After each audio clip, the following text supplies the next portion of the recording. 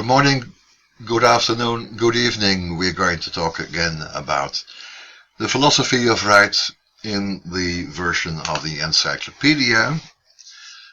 And we're now at paragraph 505, the Absicht und das Wohl, intention and well-being or welfare.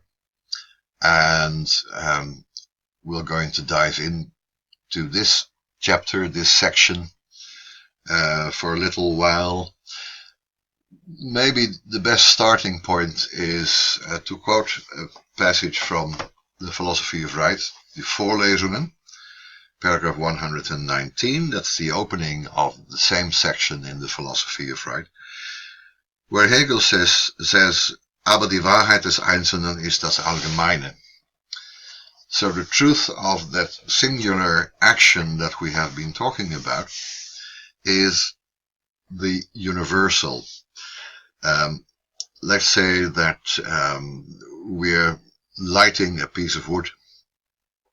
Now, that can have a very universal intent. It can mean that we light a fire at the fireplace. It can mean that we commit arson.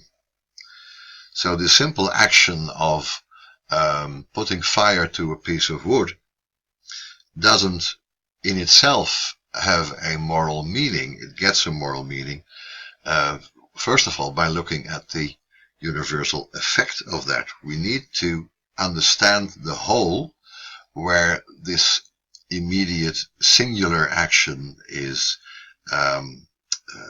working in, is effective in. If we use a knife, we can deal with murder, which is a universal term, of course, or we can talk about a surgical operation. Now, in this second chapter, this B section, the Absicht und das Wohl, we're going to talk about the universal significance of a separate action. That is the topic here.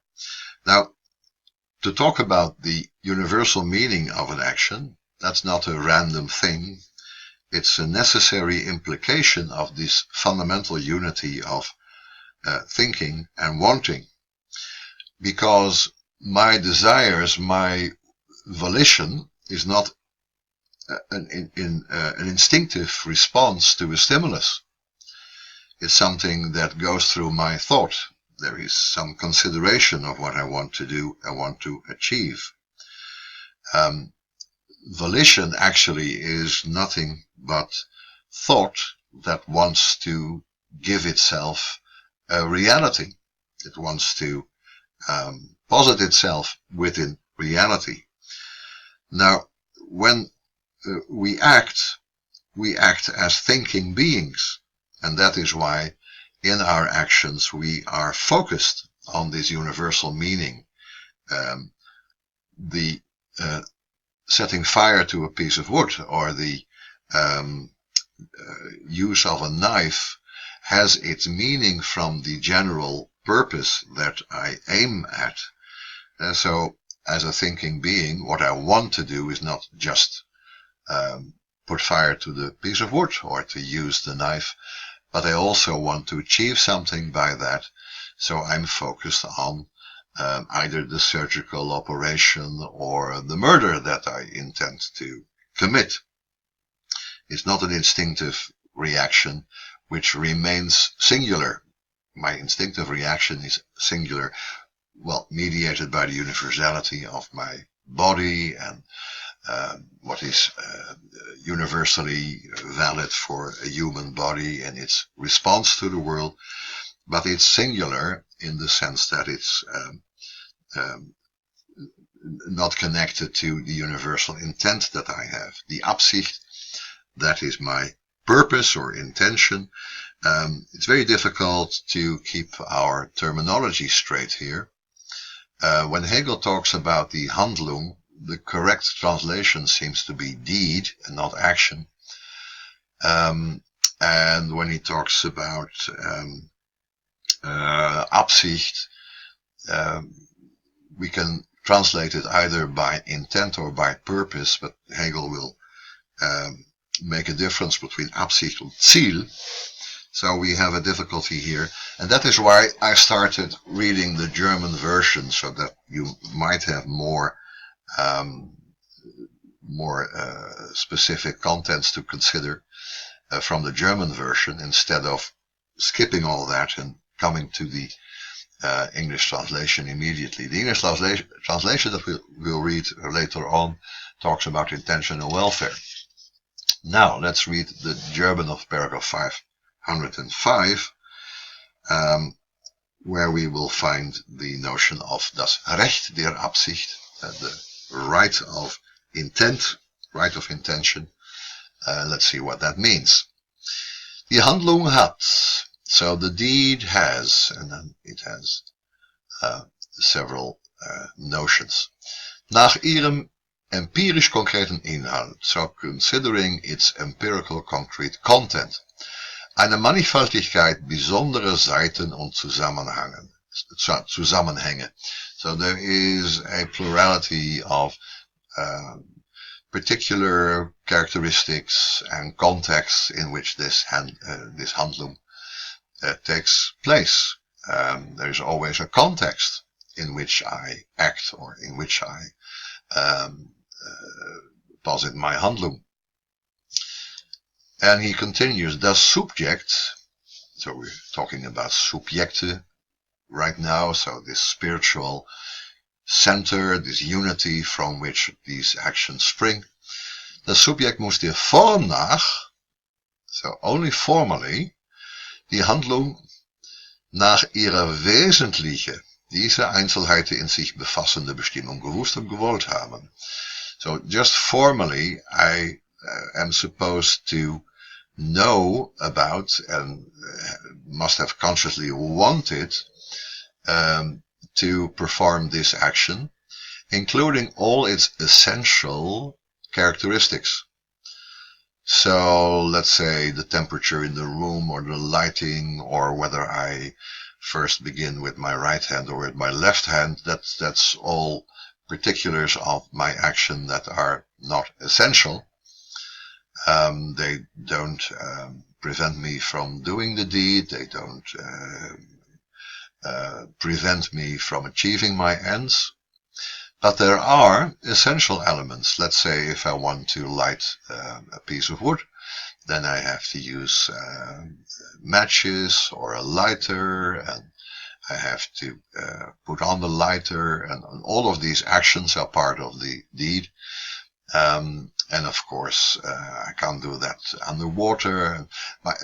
All these particulars that are essential to the performance of the deed must be conscious, must be wanted, but that is formally so. So it's not a case of determining in each particular deed, did I know about it and did I want it? It's a formal element. It's basic to the deed itself, but it's not dependent on specific circumstances, specific context. It's always like this. In every action, the essential particulars of that action, the essential context of that action must be known and wanted. And that is what he calls das Recht der Absicht. Why is it called a Recht? So it is something that is basic to the execution of my freedom. And this Absicht, it's like it's the right to be considered according to what I knew and what I wanted. So where is this Absicht concrete? Well, there is a story to be told. There is something I can say about my action. I can say, this is what I wanted. I consider this and that is not something that I need to explain every time, because it's more or less a formal determination of the action in itself. if I perform the operation, it is clear to everyone that I'm trying to save someone's life or to cure someone. That is the essential thing, and it can be presupposed that I knew it and I wanted it, and that's Recht der Absicht. I have a right to be considered according to my intention, and the action that I perform speaks of that intention. There is a common ground of understanding what I meant to do when I do something. Now, he makes a difference here, and that is why this German terminology is so important, between Absicht, intention, and Vorsatz. So the Vorsatz is purpose. So translated as purpose. So I wouldn't choose that terminology. I would talk about Absicht as intention or purpose, and Vorsatz as intention. But it doesn't really matter if you use the technical terminology consistently. There is no problem whatsoever. So he is saying here that the Vorsatz, let's say that's the intention, and Absicht is purpose. The intention betrifft nur das unmittelbare Dasein, has only a connection with the immediate existence. So if I want to put a house on fire, my Vorsatz, my intention, is obvious when I light that house, when I light a piece of wood and throw it into a room filled with straw or something. Now, I haven't put the house on fire yet, but my Vorsatz, my intention, was to light the piece of wood and throw it into this room. The Absicht, that would be the purpose. The purpose would be to put that house on fire. And my actual deed, my immediate action, would only be to light a piece of wood. So this is how he makes the distinction. Die Vorsatz betrifft nur das unmittelbare Dasein. So that's lighting the piece of wood. Die Absicht aber das Substanzielle und den Zweck desselben. Now you see why I wanted to translate Absicht with the word purpose. What is the purpose of my action? Well, my intention was to light the piece of wood. But my purpose with that action was to put the house on fire. So Vorsatz, I would prefer intention, and Absicht, I would prefer purpose. And here, Zweck, we can translate as goal. Now, the second remark Hegel makes in this paragraph, the subject hat ebenso das Recht. So the Recht der Absicht is I want to be acknowledged in my purposes. I want to make sure that everyone understands that I had a purpose with my action, even if that purpose is not achieved. But it's part of the meaning of my action or my deed. The subject hat ebenso das Recht.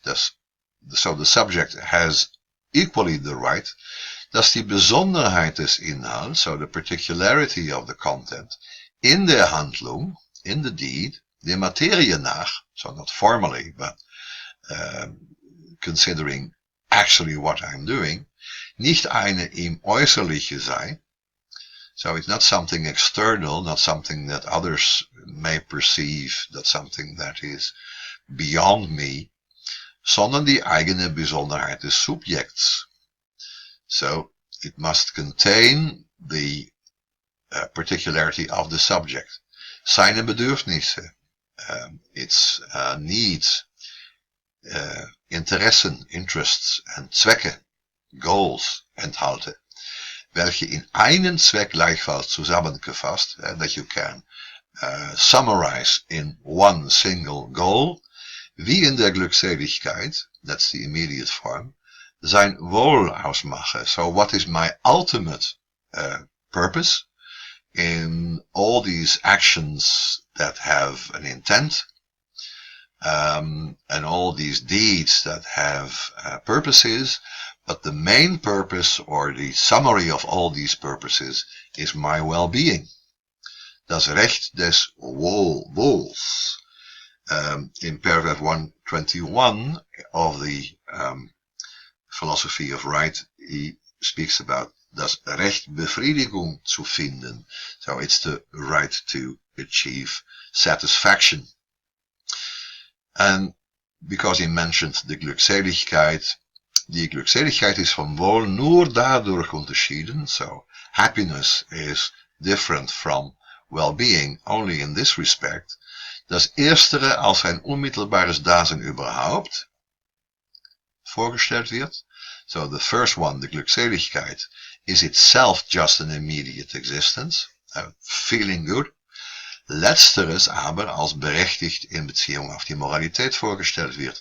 So, Wohl, well-being, is the same as Glückseligkeit, happiness, but now with reference to morality, so as something that I may strive for, that is allowed, that is justified or recognized by others.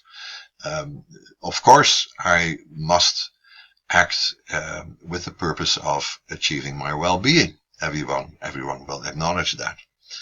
And Glückseligkeit is just the feeling, the result of that action, just feeling good, with no reference to morality. And no matter, maybe I feel Glückseligkeit when I commit a murder, but I cannot have well-being while committing a murder, because there is no justification of that Wohl, that well-being, with reference to the morality. So that is paragraph 505. Absicht means also something like an abstraction. In paragraph 119 of the philosophy of right, that's the way he describes it. It's a consideration of the meaning of my action without all these elements of the context, all these material determinations of that action and the context that have nothing to do with my conscious purpose. So to have a purpose means taking away all these different influences from the outside and all these different motivations from the inside, everything that is not contained in this one description of the action, and that is, I wanted to perform this operation, or I wanted to put fire to the house.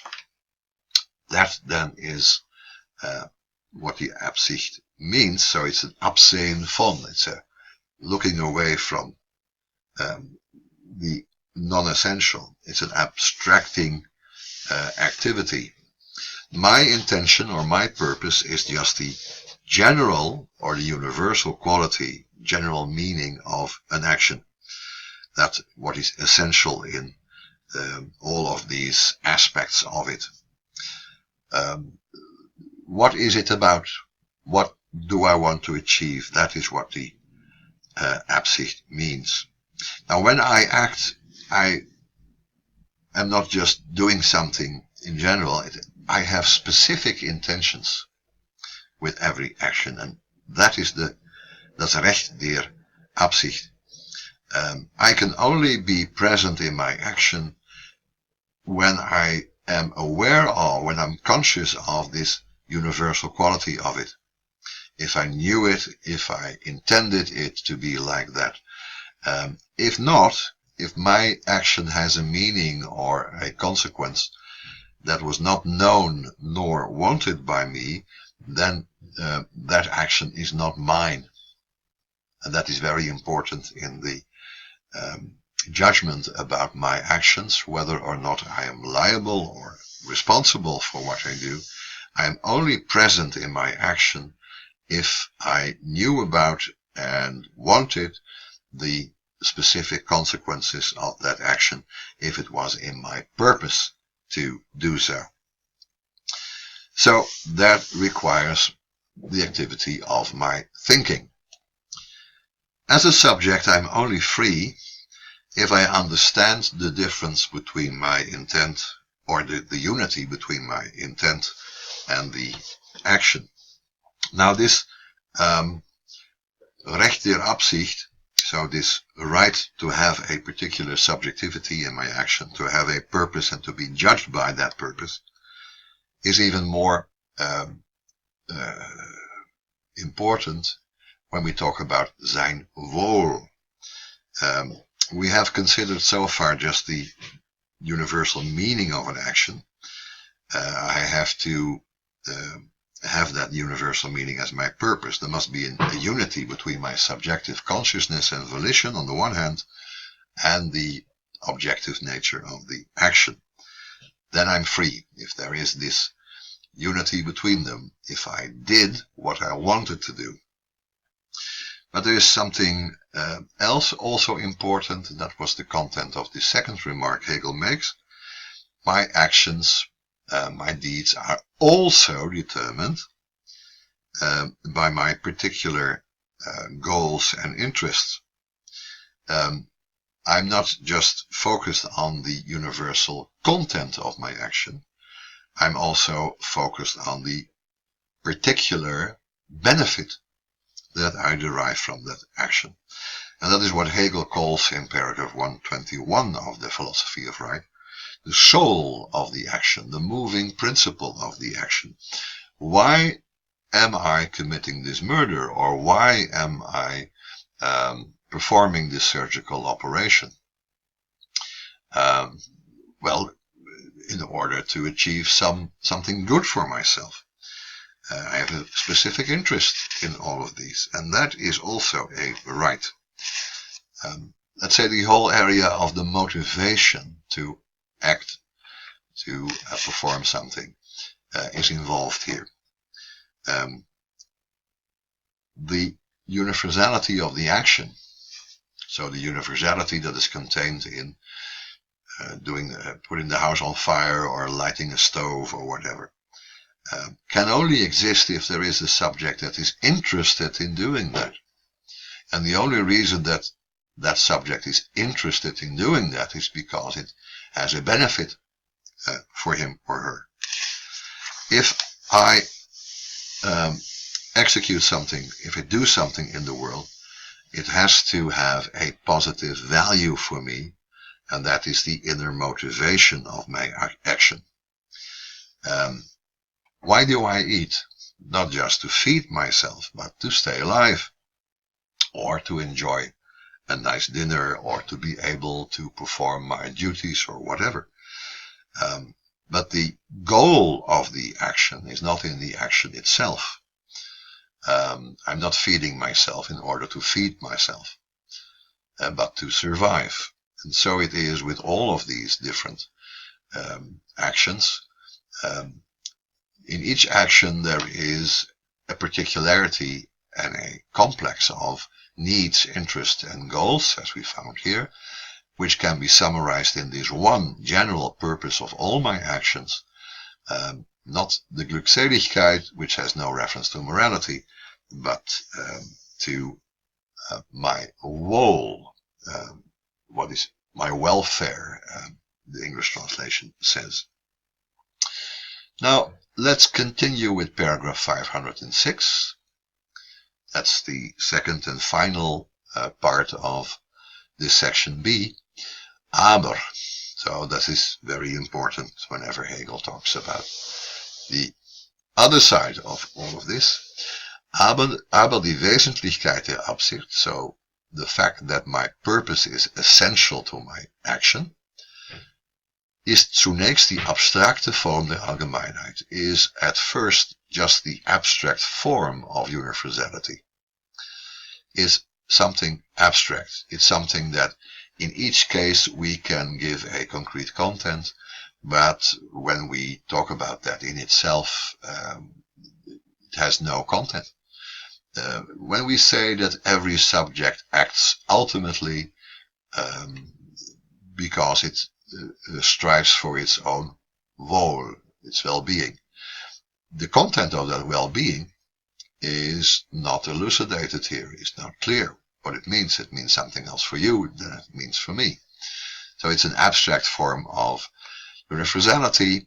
And again, the word abstract here refers also to the fact that the word Absicht actually is derived from the German verb absehen von, which means to take away all the distractions, to focus on something, excluding other elements. So it's in itself a word that signifies abstraction. Und an der empirisch konkreten Handlung kann die Reflexion diese und jene besondere Seite in diese Form setzen. So I'm able, in every empirical concrete action or deed, just by the power of my thinking, I can take one or the other characteristic of that action and put it in this form, make it my purpose.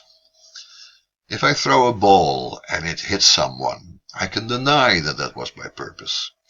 If I throw a ball and I hit someone, I can put it in this form and can say, I purposefully threw that ball in order to hit you. Which is fine if we talk about baseball or some other game,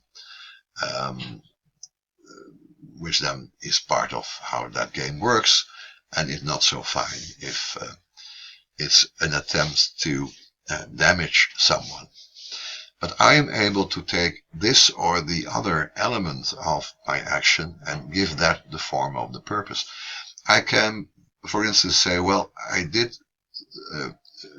lit this piece of wood and I threw it in that room, but because I thought, that was my estimate of the circumstances, I thought that room was filled with water, so there would not be a huge fire that devours the house. I can deny my purpose, that was my purpose, and I can say I just had something else in mind. I can put it in diese Form und damit als wesentlich zur Absicht machen. So this element of the action was my purpose. Oder die Absicht auf sie einschränken. So I can say I just meant to do this, and the other elements of this action, all these consequences, were not in my purpose. Wodurch die gemeinte Wesentlichkeit der Absicht. So my essential purpose, which I claim afterwards, und die wahrhafte der Handlung, the truth element of the action, in den größten Widerspruch gesetzt werden können, wie eine gute Absicht bei einem Verbrechen. So because I'm free to declare what my purpose was, I can bring about a very huge contradiction. An inadvertent result I can claim to be my purpose, and I can deny a bad purpose when I commit a crime. So here we have this gap between subjective intention, subjective purposes, and the reality of the action. I skipped that a bit in my attempt to translate this, but here Hegel says, die wahrhafte der Handlung. So die gemeinte Wesentlichkeit is opposite die wahrhafte Wesentlichkeit der Handlung. So the action in itself shows a purpose that I deny in my reflection on it, or my statements based on that reflection on it. And of course I can either speak truthfully or I can lie about it. So here we have again that instead of my subjectivity becoming objective in reality, my subjectivity and objectivity of my action can be in a very heavy contradiction. I cannot claim, however, to have a good intention if I commit a crime, and yet most of the time I can afterwards claim to have had a certain purpose with my action, and that might be a contradiction to the character of the action itself. So Hegel is saying an action can be seen to have been derived from a purpose, and there is the subject that claims a specific purpose. At the end, ebenso ist das Wohl abstrakt und kann in dies oder jenes gesetzt werden. So, what I consider to be my well-being, what I try to achieve in all of my purposeful actions, I mean, that is indeterminate. It can be this or that. I can, for instance, define my well-being as having a lot of money, or achieved a certain status within among my peers, or to be a very clever guy and making videos about Hegel. Whatever you choose to be your well-being, you can claim that that is your ultimate purpose. Es ist als diesem Subjekte angehörig. So as something that belongs to this particular subject, that belongs to me in particular. Überhaupt etwas Besonderes. It's always something in particular. So every individual has its own definition of Wohl. By the way, it's not fully dependent upon my consciousness of that, for in the same manner that there can be a difference, a contradiction even, between die gemeinte Wesentlichkeit der Absicht und die wahrhafte Wesentlichkeit der Handlung.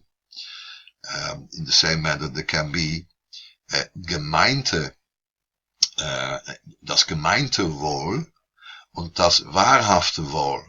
So if I say I want to be a beneficiary of humanity, but my actions contradict that, and it turns out that in my actions at least, my purpose seems to be just to amass wealth, then of course there is also a contradiction between my declarations concerning my well-being and the character of my actions.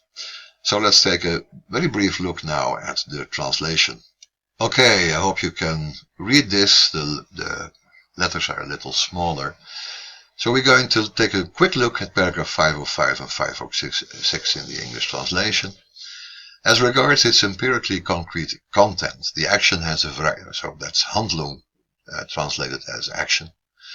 And das Wohl is welfare, and Absicht is intention. So it's a different choice than I would make with regard to the terminology in the translation. The action has a variety of particular aspects and connections. It has a context. In point of form, with regard to the form, the agent must have known and willed the action in its essential feature, embracing these individual points. That is required for the agent to be free and for the action to be meaningful. I must have known and willed the action in its essential feature. So, connected to the result and in all its essential particulars. This is the right of intention. While purpose, so it's the other way around, I would say. It's the right of purpose, Recht der Absicht, while intention affects only the immediate fact of existence, das Dasein. Intention regards the underlying essence and aim thereof. Let me know what you think, if you prefer purpose to intention or intention to purpose. Secondly, the agent had no less the right to see that the particularity of content in the action, in point of its matter, I don't know this expression in point of, but I think it means something like with regard to, is not something external to him, but is a particularity of his own, that it contains his needs, interests, and aims. That is the basis from which I act. That is the material, concrete being that I am, my physicality. These aims, when similarly comprehended in a single aim, as in happiness, das ist Glückseligkeit, constitute his well-being, his Wohl. This is the right to well-being. So happiness, good fortune, is distinguished from well-being only in this, that happiness implies no more than some sort of immediate existence. Let's say the feeling of happiness, feeling of gratification of my desires, whereas the same thing, now called well-being, is regarded as having a moral justification. So it's a recognized gratification of my desires. At least it's part of a moral process of evaluation of that. It has a reference to morality without being as such morally good. 506, but the essentiality of the intentions in the first instance, the abstract form of generality, is abstract universal. So it's formal, you can choose which aspect of the action you can make into the purpose, even in hindsight. Reflection can put in this form this and that particular aspect in the empirically concrete action, thus making it essential to the intention or restricting the attention to it. I only meant to light the piece of wood. I did not intend to set the house on fire. In this way, the supposed essentiality of the intention and the real essentiality of the action. Very good that he repeats the word essentiality here, so it becomes more clear than in the German. The real essentiality of the action, as is immediately perceived from looking at the action itself, may be brought into the greatest contradiction. For instance, a good intention in case of a crime. Similarly, well-being is abstract and may be placed in this or that. As appertaining to this single agent, it is always something particular that, again, we discussed in the German version. So I hope with the help of this English translation you can better understand my discussion of the German version. And, well, with regard to the translation, we still have this problem of the agent translating the word subject. Is that correct? We have intention for Absicht. We have purpose for intent, which what I would call intent, the Vorsatz. That remains very difficult. It remains very difficult to translate German into English. But I can't help that, and I'm a Dutchman, so I'm used to reading German as a cognate language of Dutch. So Dutch and German have very many similarities. But at the same time, I'm drenched in English because in the Netherlands, I think I might even hear more English every day than Dutch, simply by studying all sorts of things with English-speaking teachers.